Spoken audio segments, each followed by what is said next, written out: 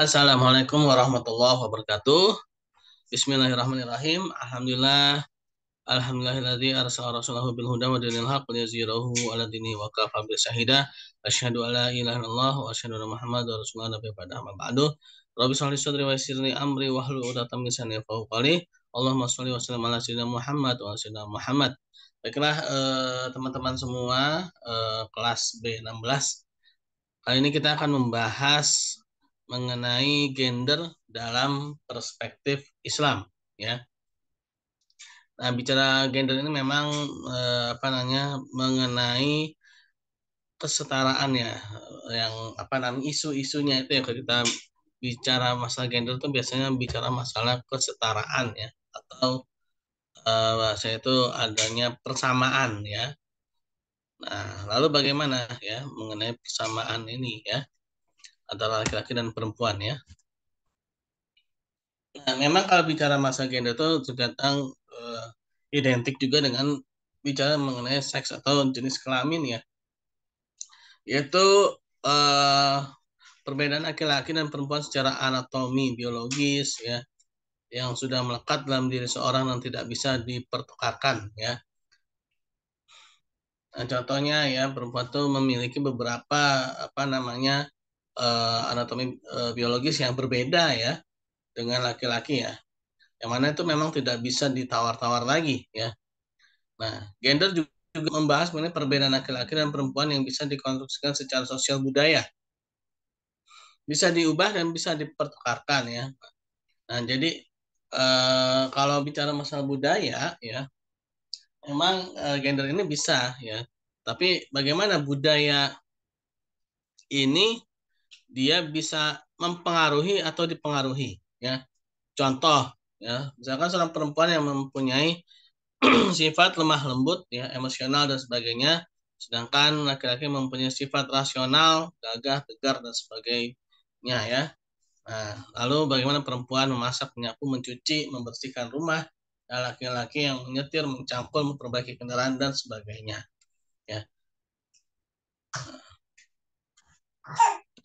Nah, permasalahan gender ini ya pada zaman sekarang ya, ini kembali lagi terjadi yang namanya marginalisasi ya, lalu subordinasi ya, pelabelan negatif atau stereotype ya, kekerasan terhadap perempuan dan beban kerja perempuan ya.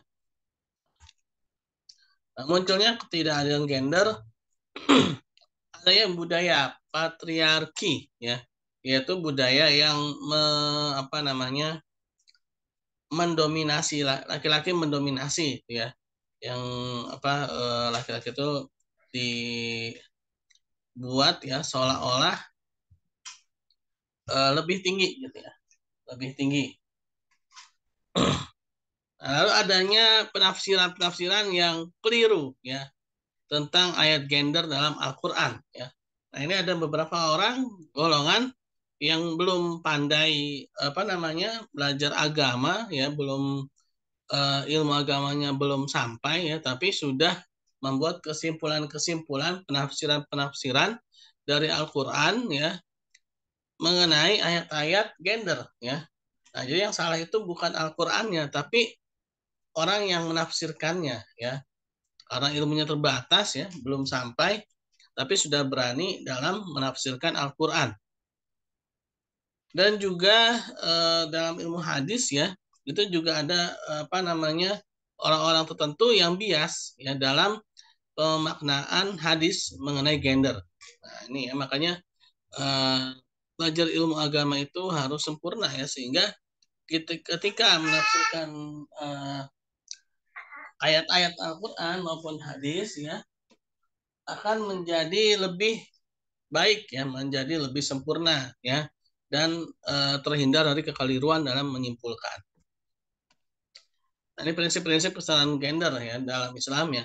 Pertama, adanya posisi ya, situasi yang mana keadaan perempuan ketika sebelum diutusnya Nabi Muhammad SAW ya, sebelum diutusnya Nabi Muhammad SAW, yaitu adanya beberapa kejadian-kejadian yang sangat memilukan ya, yang sangat bertentangan dengan ini ya apa namanya perikemanusiaan ya, dengan nilai-nilai kemanusiaan ya, yaitu seperti penguburan bayi perempuan ya, yang itu dibahas dalam Quran surat An-Nahl ya, surat ke-16 ayat 58 sampai dengan 59.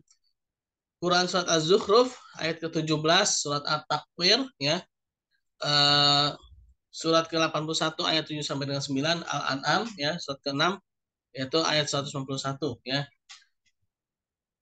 Nah, lalu adanya kejadian ya sebelum diutusnya Nabi Muhammad SAW itu tidak adanya pembatasan jumlah istri ya dalam Quran surat An-Nisa ayat ke-3 ya.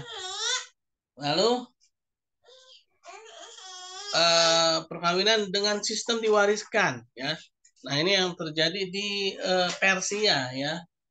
Terjadi di Persia. Yaitu pemahaman Zoroaster ya. Yang sangat berbahaya itu ya. Nah, ini dibahas dalam Quran surat An-Nisa ayat 19, ayat 22, ayat 23 dan ayat 24 ya. Nah, lalu adanya perkawinan dengan sistem kontrak ya. Nah, ini juga terjadi sebelum Nabi Muhammad SAW itu diutus sebagai Nabi dan Rasul ya. Lalu perceraian ya yang sangat tinggi ya. Lalu adanya zihar. Zihar itu apa sih?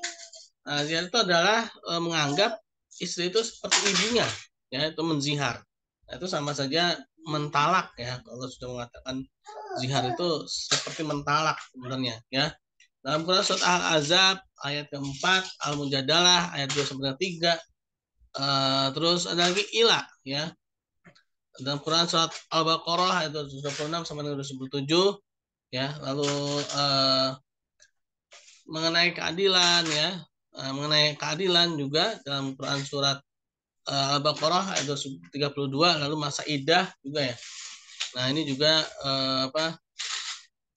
masa iddah itu awalnya tidak begitu diperhatikan pada masyarakat jahiliyah ya, dalam Quran soal tolak ya.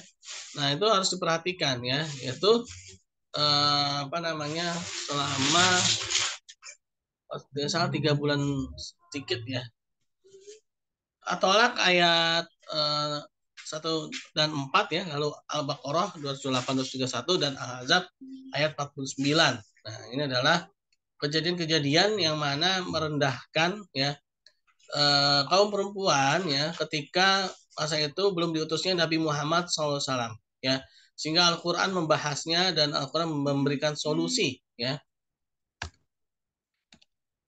Lalu keadilan gender dalam perspektif Islam ya. Nah, ini prinsip kesetaraan dalam Al-Quran. Al-Quran sebagai agama rahmatan lil alamin yang mengandung prinsip-prinsip kemanusiaan universal, yaitu keadilan, kesetaraan, kebersamaan, kebebasan, dan penghargaan terhadap orang lain.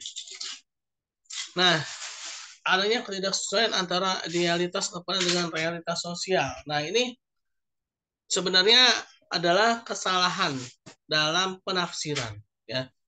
Dan juga adanya hawa nafsu manusia ya yang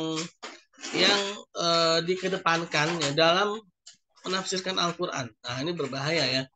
Ketika seorang itu mengedepankan hawa nafsunya dalam menafsirkan Al-Quran, maka yang terjadi adalah seolah-olah adanya ketidaksesuaian ya antara idealitas Al-Quran dengan realitas sosial ya.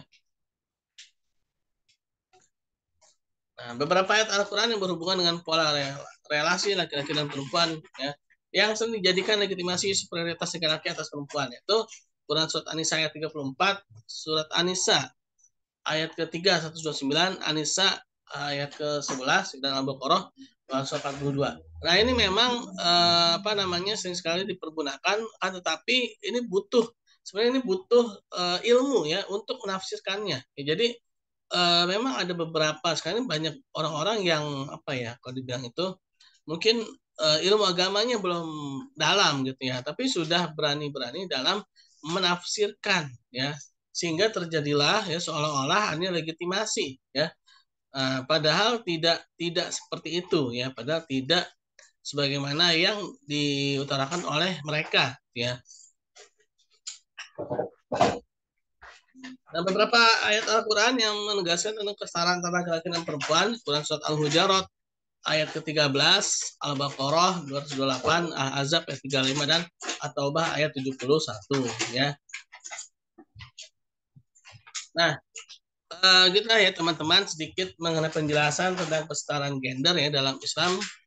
Mungkin tugas teman-teman di sini adalah mencari ya ayat-ayat tersebut ya, tugasnya mencari ayat-ayat tersebut yang tadi saya jelaskan ya, dan teman-teman tolong di apa namanya ditulis ya di dalam apa namanya HVS ya, atau kertas fotokopian ya, atau yang pasti yang kertas yang masih baru ya, bukan kertas bekas ya. Lalu teman-teman kirimkan ya eh, tugas tadi ya, itu ayat Al-Quran tadi yang saya jelaskan tadi ya, ditulis Arab dan artinya ya, lalu dikirimkan ke email saya yang mana email ketika UTS kemarin ya. Nah, mungkin itu teman-teman ya, atas perhatiannya. Terima kasih. Assalamualaikum warahmatullahi wabarakatuh.